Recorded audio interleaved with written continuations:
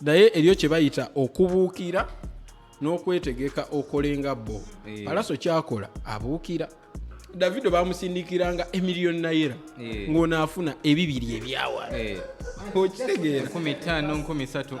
Wizkid had 2 albums, made in Lagos, the deluxe, and then there's the other version, the first version, then the deluxe version. So it was basically giving people tusonyiwa olwamu naffe akoze eki byakola vibes ezo ekintu kino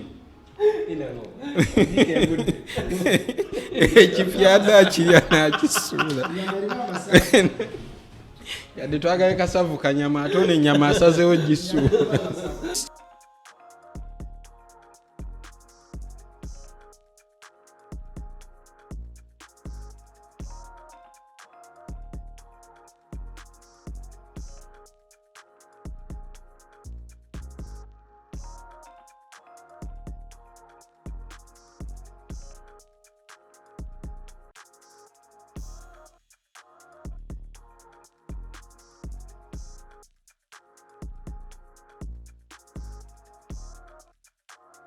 Guys, welcome to our podcast. This is the podcast, Real Talk. They don't, but Charlie answers because the goons are in the building. Tuli wano kumatoke. Mulimu aba uptown n'ab'omu kyalo ngaffe. Nze ndi wa mu kyalo ekisoga eyo wala. For establishment purposes, introduce yourselves. Yo, number 1, Matoke Republic representing Trevor Tarumwa aka Black Banana, Mwendi Muchizimbe. We're here to make this happen. Big up. Yeah man, straight away is Riaz Pavo Myra from Matoke Republic. Ghetto boy, sweetie boss. Yeah, Wendi nyo Muchizimbe. Choyino osazaamu kuono si wa uptown. Wa mu ghetto yawula ghetto zirimu ebitundu nga bw'obeera tugezewa enaggulu eriyo eri mu bakakyere ne mbanene ng'ekyo nga tukivuddeko tebampita Kasoba William local man from Kisoga straight away. This is Pork sponsored by Vibes. Vibe zitandise zennyini ewali tabu This podcast we are sorry if you don't eat pork.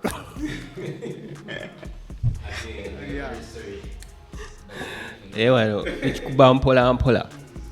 Yeah, so guys, these are the goons that have answers echo. All these guys work at Matoke Republic. Oba tomanyi Matoke Republic oba obeera wa? Oba osoma biki ebyo oba tosome Matoke Republic bannange. Simanyi oba abeera mwana kati tetugenda okukola tugenda kuwa Kasavu kanyama tugenda kulya nga tunyumyamu katono. So what is a world walk story kenjagala okusharinga namwe. So by the on Fridays we just like to vibe, twagala ku vibing our vibes okwogera ku bintu byetulabe over the week. You know, tetugenda ku analyzing and then we're just going to give our points nga abantu ba wansi. Neera wano mulaba ffe n'abali mu kizimbe tekuli wataayi tekuli waaki ffenna tulinga mu abatulaba bennyini nga naye bw'oli buli omu bw'ali. For the guys from the ghetto, Wendi nnyo mutuli ba kabi, I'm representing you. Temukifa kugenda bakubira HAH tugende mu maaso. Omusajja kwali oyo. Nga mu ghetto enamba ono gwe mwalabyeyo enseno naye baloko people ndowooza kyekyo kimala enzizo bakiikirira. Okay, so in the week twalabye gundi waliwo ka controversy akaliwo simanyi waka controversy oba kaki abayimbi bungi mu Uganda bakukane bakukane kana bya Kapalaso okusaba $8 million per show kitegeera na abantu you know babadde tebakifiiringa anti Palaso ajja mu $8 million kitegeera naye kunze nze nganza I feel like it deserves it like wabanga akikoleredde $8 million ziba zimujjaamu wakitegeera kuba kati if he does not charge now I feel like when will he charge the money? Actually, if you put your price high like Munana, okomekeza mu nnya omuya yagamba ngenda kuwa millioni 4. So I think it's also a bargaining strategy simanyi naye abayaye tebakifiiringa nti omuya yajjamu amajaago ne wizo naye yakyogedde ekyo Wizo yagambye ati yagambye millioni 8 oba temwagala oba wizo Palaso yagambye oba temwagala kutuma 8 mu mitaba Nigeria. Actually, as a guy from ghetto, we all provide a service somehow. No, for purposes of clarity kuba ndowooza ensonga Pavo gwe yazikozekeza Palaso soko tugambe ekiriwo Palaso yakoze ati yagambye eki. We all provide a service somehow and is that amount we wouldn't work for. So me, what I'm saying, Palaso is right to ask for 8 million. Why do you think he's right? Because he has nice music. First of all, he's the one trending. If I may ask, how much do you think Palaso deserves? Like seriously? Tetunagenda wala gwe gyokolera ze bakusasula zezo zoyagala. Okay. By the way, soko kiddemu nga sinadamu kyambuuza nti gyenkolera tebazisasula. You guys, Chike yali wano. And I don't think he was paid 8 million. He was paid more than 80 million. Flights, everything, the cards, bichi, visa, bichi. You get it. But if you ask yourself, is Chike better than Palaso? He is not. Buza nakubuziza soko demu eji. Like I've said, we can't work for the money. You like to sente zokole tosoba kolya ku sente zotayagala. So if you meet Palaso and be like, man, I have a gig for you, njagala performing bichi na kubuli amount ye no tagisobola. Don't come out and be like, man, Palaso atugaba performing la million 8 bichi. It's like, by the way, the biggest problem we have in our music industry is our promoters. There are the major problems we have. Bameka ba promoters bawulidde nga bagamba ati nakubide Davido n'asaba $10,000. Ochegede. But they call them and those artists refuse and they give them the amount and be like tebazisobola bichi ne balemagana. But why do they come out and expose our local artists? It's like they are fighting them obaba bakola batya, and it's been here in Uganda, by the way, nga ba promoters balwanisa abayimbi buli muyimbi avaayo ne yeramula bo bakitwala nti ayina yeraga. And once I heard Bebe Kulunga agamba nti mu music this showbiz, it's a showbiz business. Guy waba yeraga, it's okay, it's a showbiz business. No, tafa bwavu yete takuyisente ojomu omukolechi ojewo omugambe njagala performing le wano gwe nyini wetu tell yourself no munonya person agamba this is the amount I perform for. Anyway, sira balwachi ye wabagambe 80 millions where you come out and start commenting about it. Yeta yombye yagwe agumi oba fo bwavu just to chip in tuyomba wano. Now so what I say, Palaso is right to ask 80 million. He deserves it. Question. He has worked hard. And this is his time, his season. Okay. Yeah, season comes and go. Yeah. To carry on from where Pavo watule say, does Palaso deserve 8 million shillings for a show? Well, I will not say yes or no, but one thing, boyogera ne bagaya baludde mu game ya entertainment. Bakugamba, it's common for an artist to raising a price ku kintu kyonna ngaba Bobby bwe balete motoka ya million 2 na bagamba kiguze 5, or for Palaso to be doing shows ngafuna million nya ate na bagamba afuna 8. But so kyogamba yinza n'okuba afuna emitwalo 5 awo tokisusa naye question, does Palaso deserve 8 million shillings? I might not agree with that Palaso deserves 8 million shillings. Olaba Ugandan artists, they want all these things. Bagala ovuge motoke zakabi, they want to be booked at very high prices, but do they work for these things? Do they work for the price value? Kuba oyinza otunulira right now mu nga batugudde for lockdown when they open for the shows to carry on. Most of the major shows that have happened and are to happen, tubadde ne Chike oba twainani era Tiwa Savage yaja, Fireboy yaja. The main guys doing these shows are Nigerian artists. Yeah, Neptune, Never DJ bagenda okola ku Blankets and Wines. The major artists doing major shows in Kampala are Nigerian artists, and there is a very high bidding price for them regardless of what they ask for. Why? It's because their art is up there in terms of visuals, stocks, brand yabwe nga star, music videos zebafulumya, even the music alone, music omulungi nowulira guy nga Chike, his writing skills, yeah, ne videos akwata ne bwomulabako ne star quality, any asking price, yeah, baba basobola omujjayo.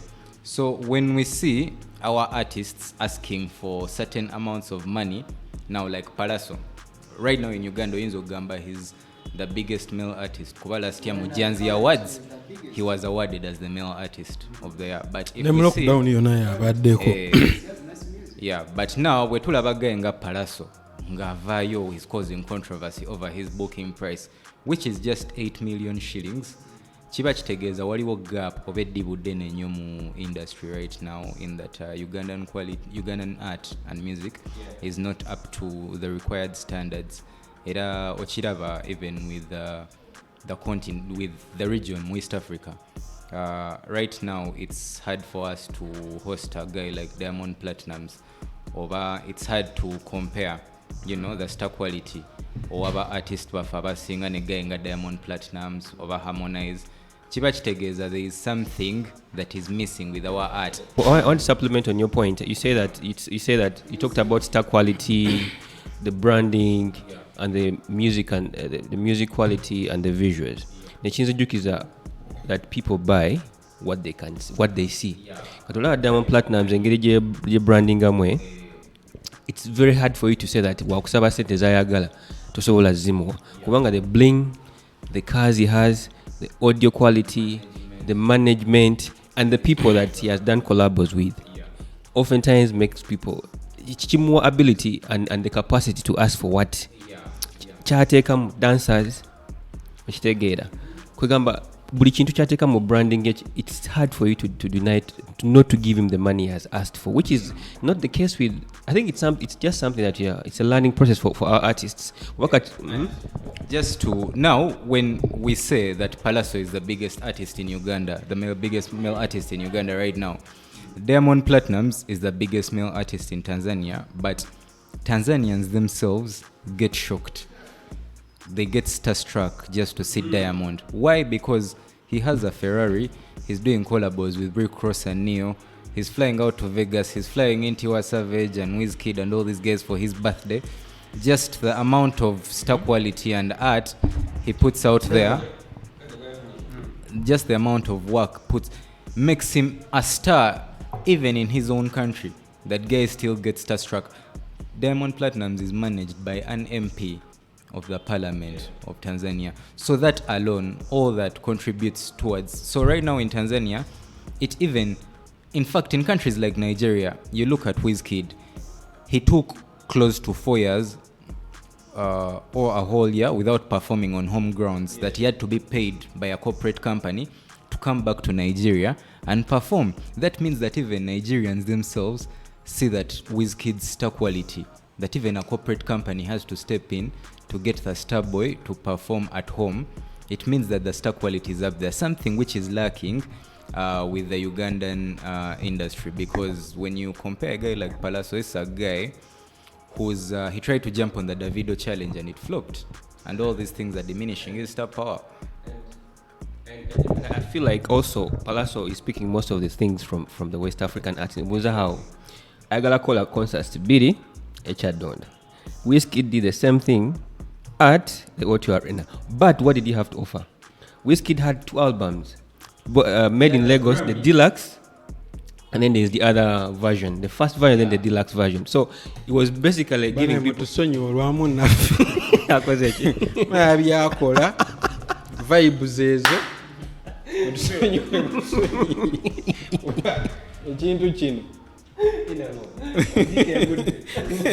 ekipyada kirya nakisuula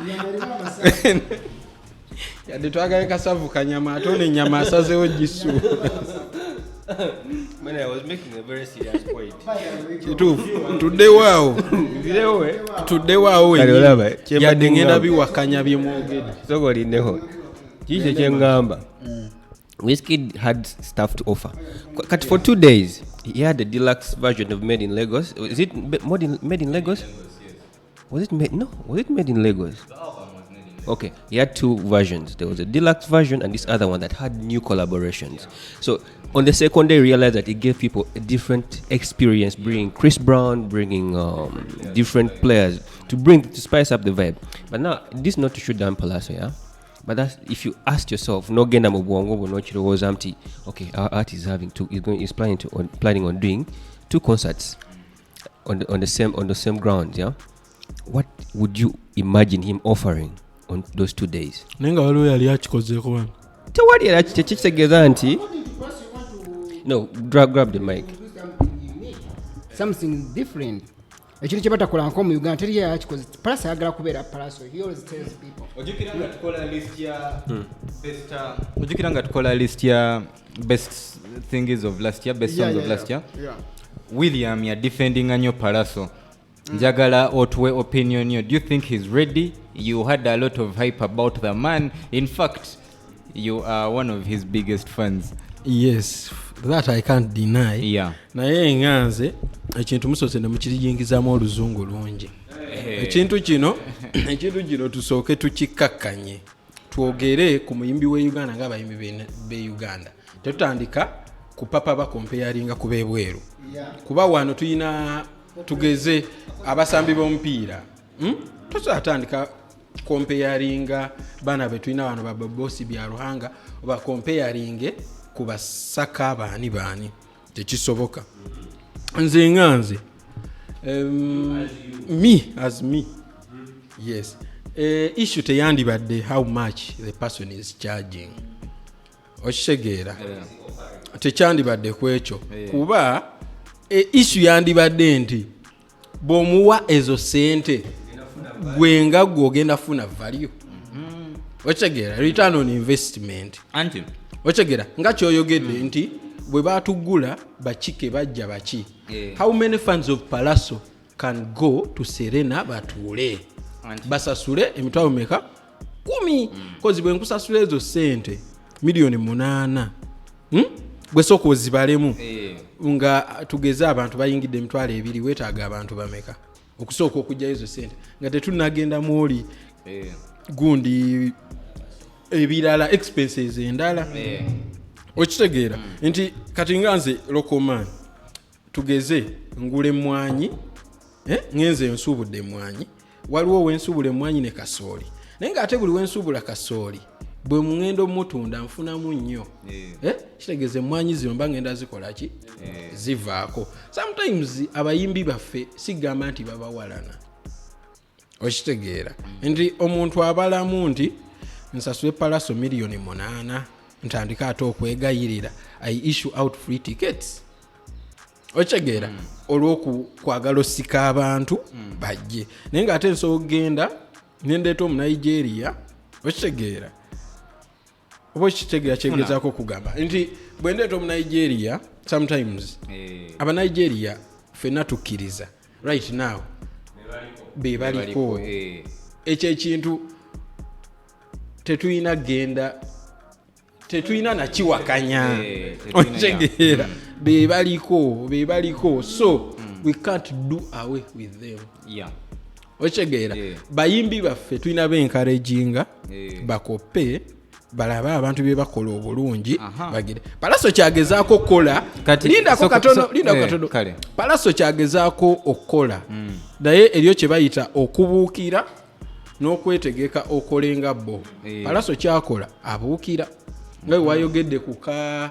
yakupa Davido okitegeera yabuukira ku challenge ya Davido n'emulya cause Davido bamusindikiranga $1 million ng'onaafuna ebibiri ebyawa okitegeera 15 13 sokolindeko Pavo by the way okusala ekirimi aba Nigeria botunuulira in the years botunuulira ng'emyaka gya 2010 2011 abayimbi bogamba nti aba Nigeria baagala nnyo nabo bafunanga backlash wamaanyi nnyo when their industry wasn't performing according to what guys expected. But then even the love to come okulaba nti Davido bamwa amajja gano gonna, it came to the time that they are seeing this guy akube UK, he's pushing Nigeria to the international market. Rolls Royce omuntu gye yandirabye mu video ya Davido eyakajuza O2 Bona, all three. Bombi. All three. They've reached those milestones. But listen to us. Whiskey that has done the most sales. The most, yeah. Right now, Wizkid is like I think the most bankable artist in Africa. Yeah, it's just my opinion. But now, going back to the heart of the matter, there are some shows where Chameleon can ask for 8 million and never more, even 10, 16 million. Because I've had just to do a collab with Chameleon, guys have dished out over 10 million. And guys are willing, promoters are willing to give Chameleon that money. So kiddayo ku kyono kyeyatugambye he has the substance abantu gye basobola olwanira. So right now, a minute please. It's also called building leverage. Even Paraso has the substance abantu gye basobola olwanira. Leave alone theirs kubanga Nechaga abadde mu game for years and he can't even ask for 4 million or 3 million. But here's the thing, the gist of the matter, why is it stirring controversy now that Palazzo has asked for 8 million per show? Is it because the general audience can see and feel that Palazzo as a brand is not yet worth being booked for 8 million? What do you think about that? It goes back to what abantu bagula kye balabako. You see, Chameleon has built leverage over years. And leverage is a kintu can compare example eri easy to understand. Kiringanga gwe oba oyagala omulimu ku TV. No gamba sigenda kusaba mulimu naye ngenda kukola ki ku building a following eyange. By the time I go to the table to discuss these deals, I say njagala milioni 10 kubanga nina following. Okay, munjogere nyangulu lwa mawulire. Palazzo yatukubye clickbait. That is a clickbait because already abantu bamwogerako. And that's the business or that's the art of showbiz. Kuba nomya ye kenyine akimanyi nti the 8 million tazijamcho wala he said. Fani avudde onagamba nti Palazzo tasana million msambi, it was promoters bad business. Kinabagaye mu kusoka nti ba promoters bafuna omuntu ne bafuna obutakanya bamulwanyisa avewo kibadde mu bayimbi bangi. Right now John Black wabasaba John Black atwamukubidde esimu, remember? How much did he ask for? 6 million. 6 million is nagana nga tumwa million zabadde 3 nagana ne mtumgamba nya nagana mwabadde mumutwala wasebo. Nabadde mutwala. Tumutwala size yo Mayuge nga twagala tumutwala gig Mayuge natusaba million 6. Oli ayina ekibuuzo Ati gwe Mayuge wayagadde n'abasajja lozolaba kino kye bayita nga tuvudde ku ekyo kye bayita okunafuya abayimbi abaffe. Gwe kennyini you made fun of our own artist. Million 3 ng'omutwala Mayuge ku luguudo lw'ettaka for God's sake. ate ayina team. Ayina tiimu oyagala takubire live si ekyo. Palazzo wabagamba million 8 kati John Black mbadde just for example twamukubidde nga tuna soja tukola netutekawo nti mutwala wa Mayuge nga twagala John Black abatasobola performing nga asaba million 6 mwagala Palazzo asabe mmeka. Kati nze kankubulire akantu kamu lwaki ba promoter bawakanya Palazzo okusasula million 8. Kati gwe Mayuge twa John Black omutwala yekka, meaning agenda yimirira ku stage for more than 2 hours. Is offering you 2 hours. Ochegera ku schedule ye. Promoter bakayanira Palazzo nti omuntu akuyise okubewo for 10 minutes on a CD. You're insisting on 8 million.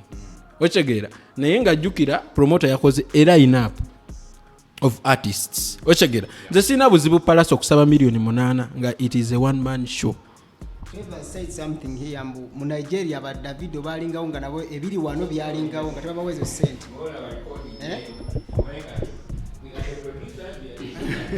Man, ebintu producers. Actually twevogeze lugamba ekyo kati Pallaso kyagezaako by the way akopa western culture agajeeta naye atumbule ekintu ebyo batakolangako kati obuzibu Pallaso bwakola buli bumu obuzibu Pallaso bwakola buli bumu okoppa si kibi naye okopya otya.